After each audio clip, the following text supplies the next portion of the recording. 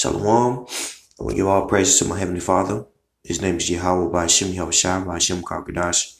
Double honors to the apostles and elders that rule well. Peace and blessings to you brothers out there. Let's kick in words of serious and truth. As you can see, this coronavirus is getting more and more serious, and this is affecting the economy. I forget who said this. It said that a famine doesn't equate to. It says, what do you say? A food shortage or a famine doesn't equate to an epidemic. He said that war and famine equates to an epidemic.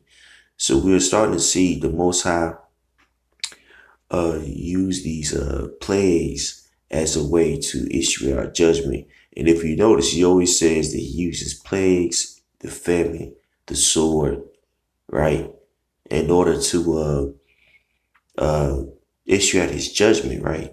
So we know it's going to be a combination of things that's going to bring this place down. And this coronavirus, not necessarily a catalyst, but it could be one small step closer to the end of Esau's rulership. Okay, let's get some precepts. Now Ezekiel 5 and 7 and 11, and this whole chapter is great. It says, wherefore as I live, saith Yahweh power, surely because thou hast defiled my sanctuary with all detestable things, and with all things abomination, and with all thine abomination, therefore will I also diminish thee, neither shall my eyes spare, neither I have any pity. A third part of thee shall die with the pestilence, and with famine shall they be consumed in the midst of thee, and a third part of shall fall by the sword round about thee, and I will scatter a third part into the winds, and I will draw out a sword after them. So as you can see, there's going to be numerous ways in which our people are going to be judged.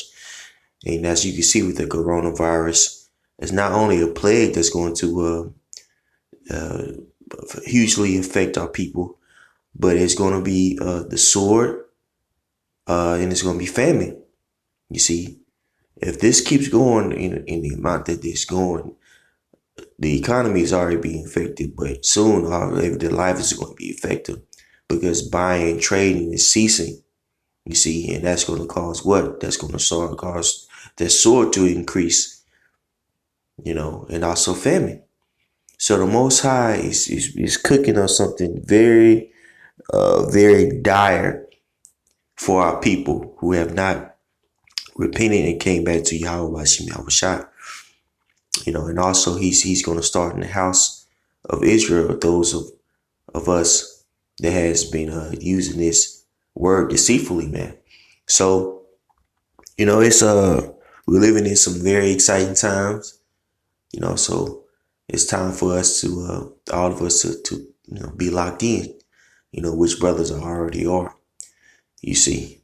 So this is really for people who just are getting into this thing, this truth of wars.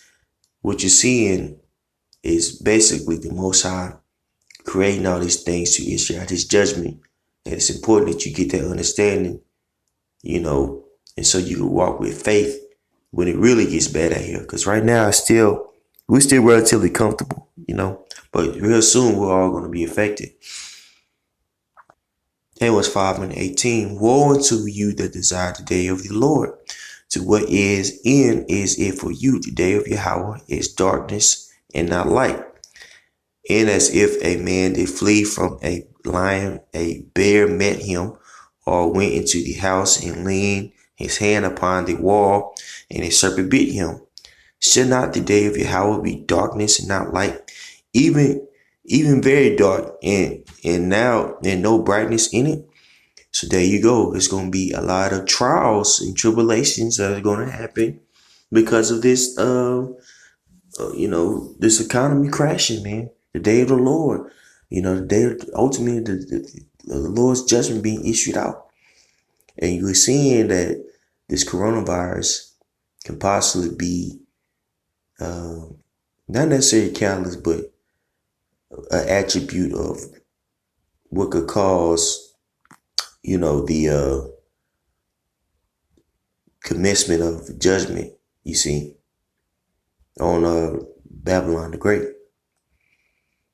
Let's get back to that clip because I wanted to play that. This is an ABC News special report. Now reporting, George Stephanopoulos. Good afternoon. We're coming on the air now with breaking news from Wall Street. That is the scene at the Dow Jones Industrial right now. About a minute from the close of the markets, the Dow headed for its worst single-day point loss since the Great Recession back in 2008. There you see it down almost 2,000 points, 7.5%. Concern over that spreading coronavirus all over the world. A global price war in oil set off by Saudi Arabia and Russia, and the possible freezing up of credit markets, all conspiring for this huge drop in the Dow Jones today, capping off drops in financial markets around the world that began in Asia almost 24 hours ago. Want to go to Rebecca Jarvis on the floor of the stock exchange right now. This fear of coronavirus continuing to spread, concerns about a global recession.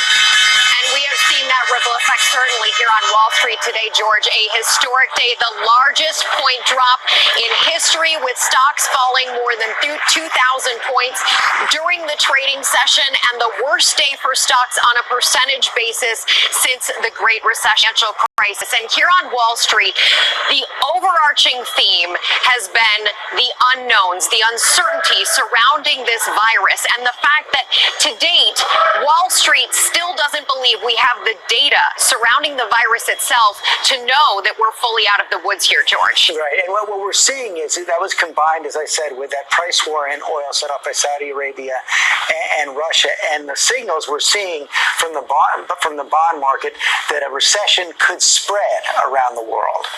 Exactly, and part of that price war began over the weekend. OPEC had a meeting to address the falling price of oil in the face of the coronavirus. The coronavirus weighs on demand. When factories are closed, people aren't traveling, consumers aren't out and about, that weighs on oil. And the thinking was over the weekend, OPEC would meet and find ways to support oil prices. Instead, the Saudis walked from the talks and started a price war with Russia. That has weighed very heavily on oil today, which closed down more than 20% at $31 a barrel. And keep in mind, there are 6.7 million people in America that work at energy companies. With oil prices at these levels, at least some of those jobs are potentially at risk, George. And the bigger question going forward are the industries that have been impacted by this. Now, of course, we do hear about the energy industry, but so far we've seen it in the cruise industry. We've seen it in the airline industry. We've seen so many companies warn that their operations overseas in China have been impacted by this. And so many companies have now told their employees to stay home. Apple, Amazon, Microsoft, among those companies. Also companies canceling conferences. And the question that economists are now asking is, as people stay home, as choices are made about whether to go out to dinner, whether to go to a movie, whether to go to a sporting event, that all has a ripple effect on the economy.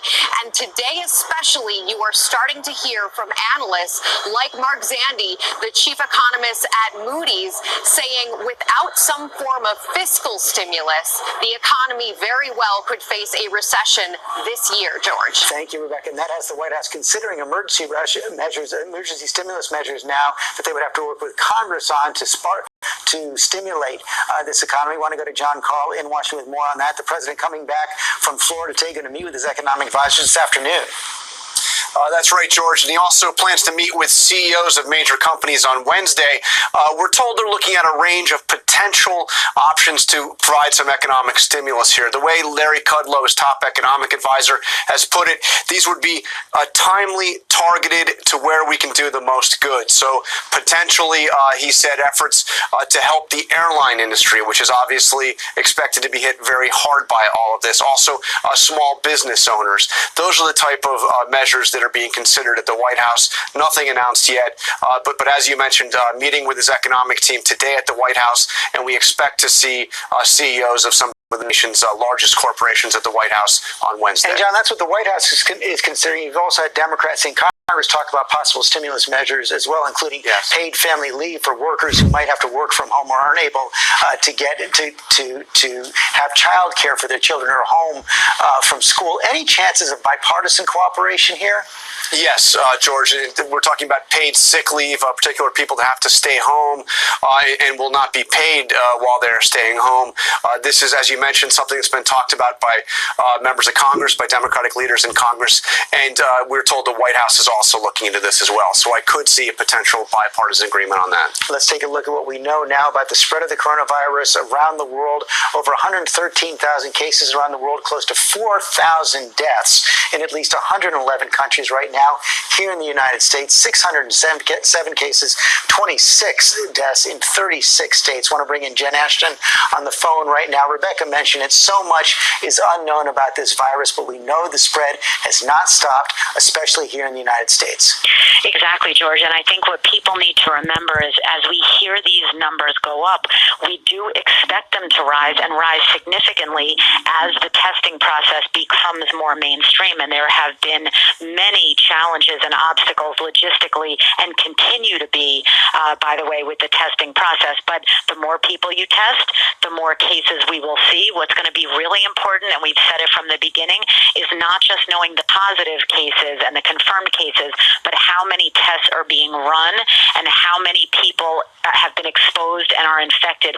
That will give us a better grasp on how common this is and what the penetrance and incidence and prevalence is in our society. And until we have a better grasp on those numbers, it's hard to put it into the clinical context of knowing how significant a virus is. But as you know, this virus, brand new, less than 3 months old, we don't have a crystal ball and we don't know really how it will behave, and that's causing medical and scientific uncertainty. Uncertainty all over the world. Jen Ashton, thanks very much again. The news from Wall Street right now, more than 2,000 point drop, the worst point drop in the Dow in history, the worst day in the market since the financial crisis in 2008. Our coverage is going to continue on ABC News Live and a full report tonight on World News Tonight.